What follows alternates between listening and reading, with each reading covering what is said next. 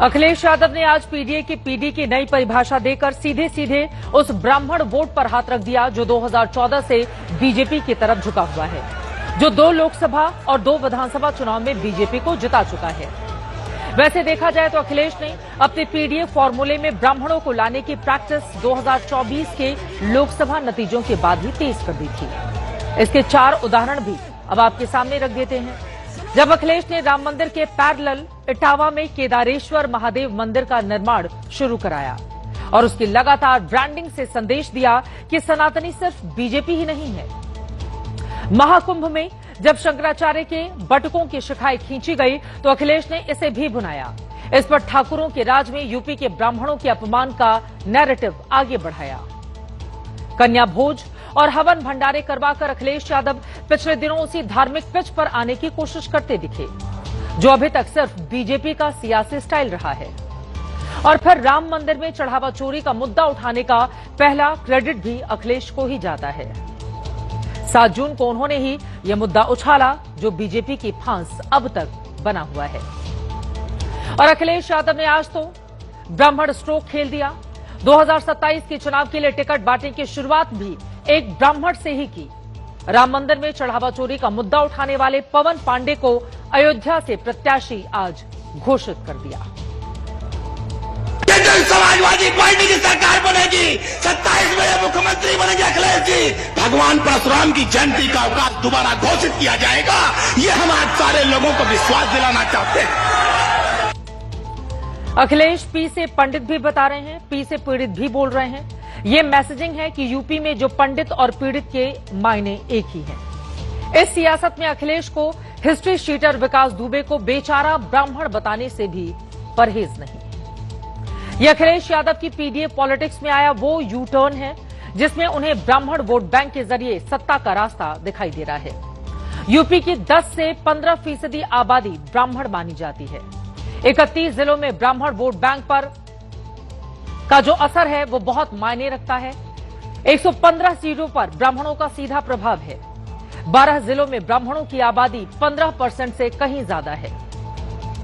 2017 और 2022 दोनों विधानसभा चुनाव में बीजेपी की जीत का एक बड़ा फैक्टर ब्राह्मण वोट बैंक भी रहा था।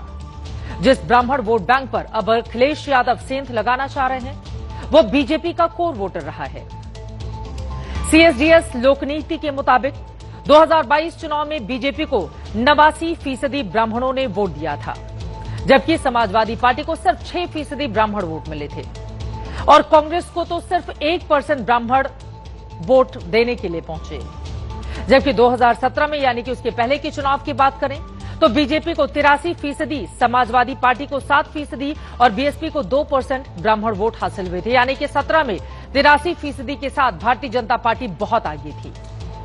यूपी की सियासत में ब्राह्मण सिर्फ वोट बैंक नहीं है बल्कि सरकार में भी ब्राह्मणों की बड़ी हिस्सेदारी है। यूपी के कुल 403 विधायकों में ब्राह्मण विधायकों की संख्या 52 है, 52। यानी यूपी विधानसभा में हर 8वां विधायक ब्राह्मण है। पीडीए में पंडितों की एंट्री करवाकर अखिलेश यादव ने ब्राह्मण कार्ड खेल दिया, जिसके पीछे असली मकसद राम मंदिर चढ़ावा चोरी के मुद्दे को 27 के चुनाव में कैश करवाने की रणनीति है। चढ़ावा चोरी के लिए बीजेपी को जिम्मेदार ठहराने की पॉलिटिक्स का पार्ट है। अखिलेश ये नैरेटिव गढ़ना चाहते हैं कि बीजेपी ने भगवान राम और ब्राह्मणों के साथ धोखा किया है, इसीलिए पंडित पीड़ित हैं। अखिलेश बताना चाहते हैं कि पीडीए में पंडितों को शामिल करके बीजेपी के हिंदू नैरेटिव का वो काउंटर कर लेंगे। 2027 चुनाव से पहले समाजवादी पार्टी को सिर्फ यादव मुस्लिम पार्टी की छवि से बाहर निकलना होगा और अखिलेश यादव लगातार उसी कोशिश में लगे हुए हैं।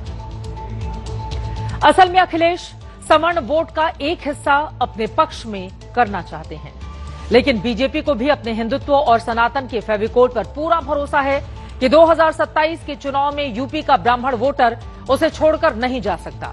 इसीलिए बीजेपी बार बार अयोध्या के कार्यसेवकों पर फायरिंग से लेकर अखिलेश यादव की अभी तक राम मंदिर न जाने की बात को याद दिलाती है। इसके अलावा मुस्लिम तुष्टीकरण को लेकर समाजवादी पार्टी पर बीजेपी तीर चलाती है। आपको सुनाते हैं पीडीए में पीडी को ब्राह्मण बताने पर यूपी के ब्राह्मण डिप्टी सीएम और ब्राह्मण पूर्व डिप्टी सीएम ने आज क्या जवाब दिया। ये समाजवादी पार्टी का ब्राह्मण सम्मेलन से कोई लेना देना नहीं। ये खुद कंफ्यूज है। कभी पीडीए की बात करते हैं, कभी अगड़े को अगड़ा बताते हैं, कभी अगड़े को अल्पसंख्यक बताते हैं। जिनके बारे में आपने अपशब्दों का, अमर्यादित शब्दों का प्रयोग किया, कहा कि एक फलाने की नौकरी ले जाते हैं और ये प्रेस कॉन्फ्रेंस तक में आप ब्राह्मणों को भगा देते। अब होने वाला कुछ नहीं है, ब्राह्मण भी जानता और सारी जातियां भी जानती हैं। अखिलेश अगर ब्राह्मणों को रिझाकर दोबारा से यूपी का सीएम बनने का सपना देख रहे हैं तो उसमें कुछ गलत भी नहीं है।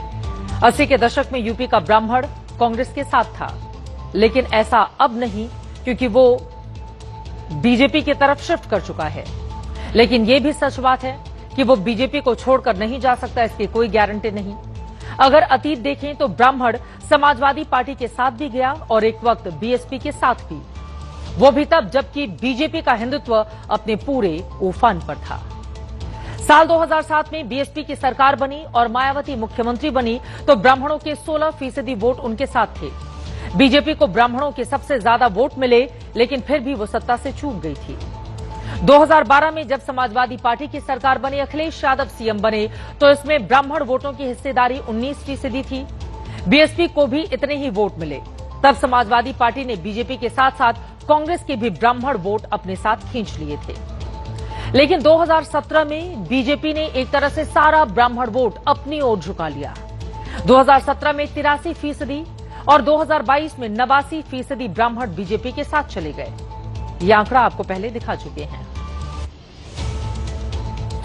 इस बात से आप समझ सकते हैं कि ब्राह्मणों को रिझाने के लिए, लुभाने के लिए अखिलेश यादव आखिर इतनी मेहनत क्यों कर रहे हैं। अगर 80% से ज्यादा ब्राह्मणों ने 2 बार बीजेपी की लगातार सरकार बनाई है उत्तर प्रदेश में, तो 2027 के लिए अखिलेश यादव खुद के लिए यही चाहते हैं। इसी वजह से कृष्ण सुदामा की दोस्ती, पवन पांडे के नाम का ऐलान और ये बताना कि पंडित जी प्रणाम, और पीडीए में पीडी का मतलब पंडित होता है, तो आप समझ लीजिए कि वो ब्राह्मणों के वोट को लेकर इस समय कितने गंभीर नजर आते हैं।